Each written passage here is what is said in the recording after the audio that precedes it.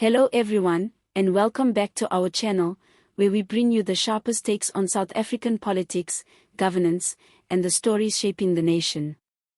If you're passionate about political accountability, national debates, and unfiltered analysis, make sure to hit the like button, subscribe, and share your thoughts in the comments below.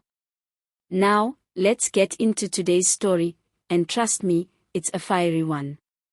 The Economic Freedom Fighters, South Africa's most vocal and radical opposition party, have once again thrown a political grenade, this time aimed squarely at President Cyril Ramaphosa and his latest call for a so-called national dialogue. While Ramaphosa has framed this initiative as a necessary moment of reflection and unity for the country, the EFF isn't buying it. In fact, they've come out swinging, calling the dialogue nothing more than, and I quote, "smoke and mirrors from a limping president." Yes, you heard that right.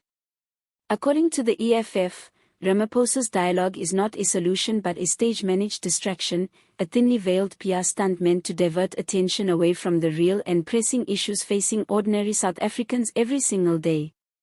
Let's break this down.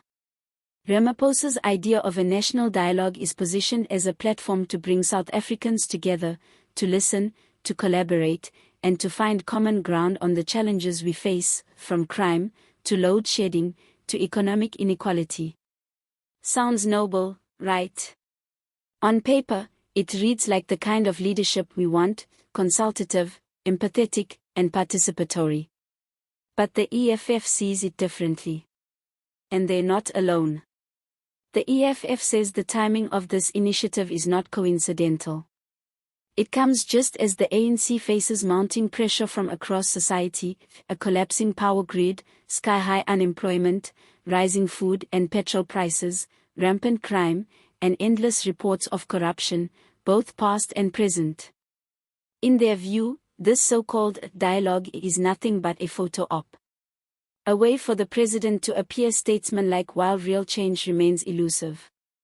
They argue that while Ramaphosa is hosting polite roundtables and making warm speeches, people on the ground are suffering. There's no electricity, no jobs, no clean water, and no safety on the streets. For the EFF, the priority should not be dialogue, it should be dismantling what they call a deeply corrupt and broken system of governance. The language they used was blistering. They accused Ramaphosa of losing the confidence of the people, labeling him a limping president, a symbolic phrase meant to capture what they see as his fading legitimacy and compromised leadership. According to the EFF, Ramaphosa's failure to act decisively against corruption in his own party, along with his perceived inability to take tough action on critical issues, has left him politically weakened. But here's what makes this situation so explosive: this isn't just routine opposition criticism.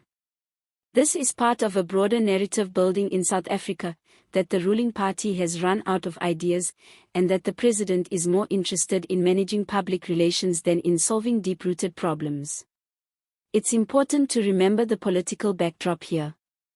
The ANC barely scraped through the 2024 general elections, falling below 50% for the first time in democratic history. Coalition politics are now the new normal.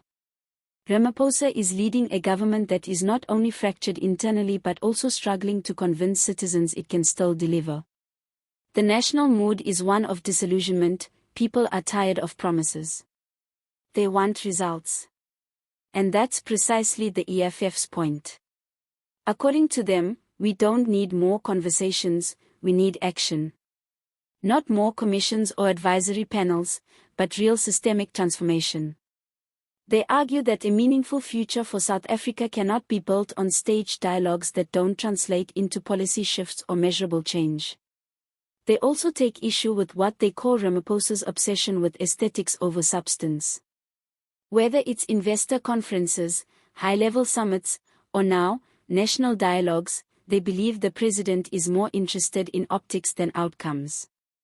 It's a damning critique, and it speaks to a growing frustration, not only within political circles, but among everyday South Africans who feel left behind. Now, to be fair, Sources inside the ANC say the president remains committed to inclusive dialogue and sees it as a cornerstone of democratic governance. They argue that South Africa's problems are so complex and so deeply rooted that top-down solutions simply won't work.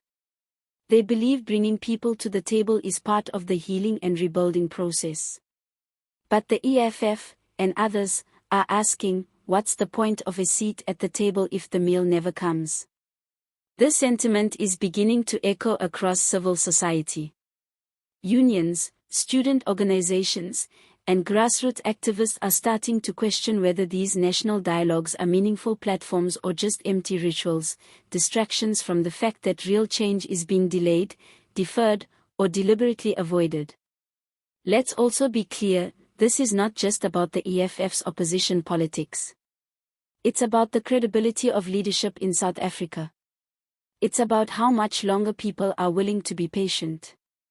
The EFF, love them or hate them, have tapped into a sentiment that many South Africans share, that the political elite are talking, but no one is listening.